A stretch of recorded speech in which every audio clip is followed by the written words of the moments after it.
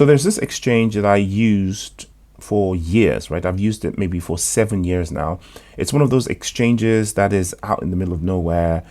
They allowed us to use it with no KYC. The fees were a little bit high, but the convenience of being able to use the exchange without KYC. Also, they list a whole bunch of coins that absolutely nobody else lists anywhere. Like some of the DeFi platforms don't even have some of these tokens.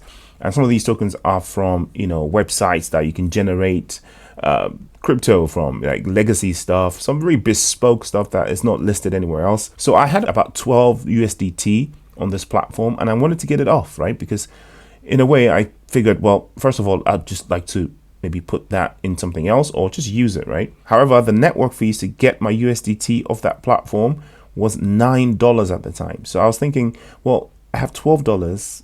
Why would I pay $9 to get $12 off a platform? And for the first time, I actually started looking at other networks that the platform supports, right? Because I just used the network that was ETH or Bitcoin. Because I used it for so long, I never even considered that maybe they had other networks, right?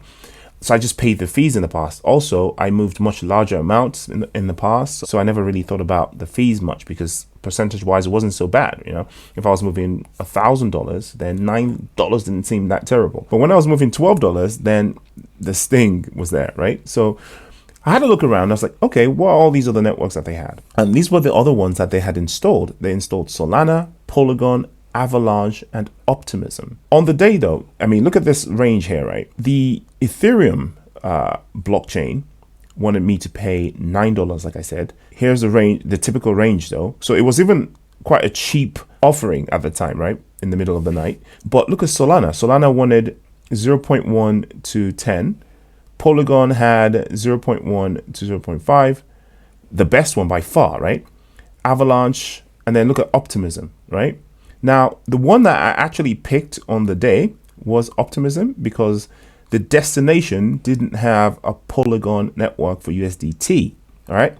So I put the transaction through Optimism and I paid something like 25 cents. Now, paying 25 cents to move $12, that's absolutely reasonable. And, I was happy to pay that. And I was still able to get the vast majority of the chunk of my money. But in the past, I just used Ethereum. Now, for people moving large amounts of money that need the security of the Ethereum network, I guess they don't think much about the fees because we think Ethereum is established, is secure. But, some of these platforms and networks they're now secure enough, decentralized enough, reliable enough, especially, Polygon and Avalanche, right? Now, I picked Optimism because I'd never used that network before and I wanted the experience. Even though it kind of scared me and said, oh, this was going to take 3 hours to complete, it completed within 4 to 5 minutes. I had my money on my card, on my crypto card that I was using at the time. And I was able to pop to the supermarket and get some coffee for myself, with the money I earned off clicking on things on the internet. So I think this is why these alternative platforms are going to do really, really well in the future. Some of these platforms got their start because they offered scalability because Ethereum was too expensive and too slow. Polygon, Solana, Cardano, all of those platforms got a leg up because of the failures of Ethereum or the limitations of Ethereum. Let's look at the market today. We're looking very, very good. 65 on the greed fear index. So we're moving more and more towards greed. Soon enough, we're going to be in extreme greed again when things start to look up. Bitcoin and most other tokens are looking green today. The ones that are looking red are either stable coins, Tether, USDC, doesn't matter. And those that did extremely well last week and now are just sort of cooling off, like Tonecoin, right? But everybody else is pretty much in the green. Look at some of the picks that I talked about a couple of days ago. Of course, we have our XRP doing really. Look, XRP has done 10% in the last 7 days. Compared to others, it's done pretty well. It's outperformed Bitcoin, Ethereum, even BNB. Solana is coming back with vengeance, man, because they had that excessive dip compared to the rest, probably because of the slowness that they had and the technical issues. And perhaps because a lot of their memes are sitting on their platform dumped pretty hard. But those memes are coming back. I'm telling you, the Solana ecosystem is about to light up again. There are new memes, new tokens that are dropping all over the place. There's some airdrops that people want to participate in, which require you buying Solana and basically interacting with that blockchain or that L2 or whatever, right? So people are going to start FOMOing into Solana. It's only a matter of time before that goes over $200 again. Not financial advice, do your own research. We have Stacks, which is looking good at 20%. I bought some more yesterday. What is Stacks? Well, Stacks is a Bitcoin L2. Bitcoin L2s are going to be absolutely on fire. We have the halving behind us now. L2s on Bitcoin are going to be absolute fire. Not financial advice. I'm going to be looking more into Bitcoin L2s in the coming future, 100%. Now, talking about those platforms that saved my behind when I was moving small amounts, Polygon is looking relatively okay. You know, it's doing the same as everybody else. Polygon Matic is down at number 18. That used to be a top 10 token, and it is likely to return into the top 10 as the bull market starts to heat up and the Ethereum fees start to chase people to Matic and other such platforms.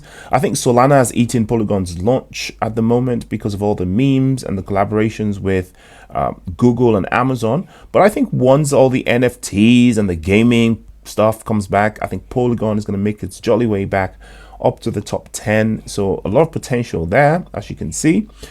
We have Optimism, again, looks a little bit reddish today, but in the last 7 days has done a nice pump. It's down at number 46 at the moment. It's done a nice 10%, just like XRP at number 46. That's probably going to make its jolly way up as well. Who knows how far up that's going to go, but you know, just the fact that these alternatives are going to provide scalability. Like, most people are not going to be moving, you know, $100,000, $10,000, $1,000 on a daily basis, right? What's going to be needed by the masses when mass adoption happens is the thing I just described. You know, I need to move $10 from this exchange to that exchange, do this and that.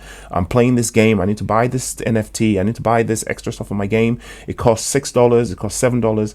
You know, if the network fees are $10, $15, $20, $100, then it's a no-go. So these platforms like Optimism, like Polygon, like Solana are going to provide that sort of microtransaction sort of scalability to the masses, and they're going to see massive adoption, and companies, because of this, are going to opt to release their products on these platforms rather than Ethereum, right? And talking about L2s on Bitcoin, look at Stacks go to the moon. That has a massive potential of going to something like, I don't know, $30, which is a nice 10x from here. Not financial advice. Do your own research. And I will see you in the next video. Take care. Peace.